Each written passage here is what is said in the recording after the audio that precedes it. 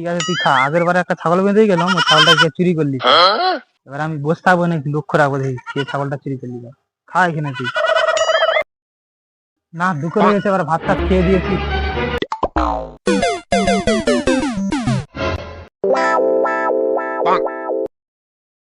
দাঁড়া, এতটা মদ আছে, একটু মদ আছে, বস আমি মদটা খেয়ে নি।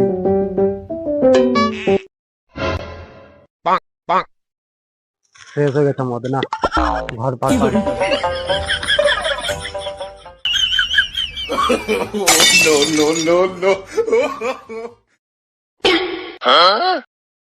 ওই তোরই বলি মোর ছাগল গুলাকে কে চুরি করে নিয়ে পালিয়ে আছে। ওই ছাগল চুরি করলে যাবে না, মার শালাকে।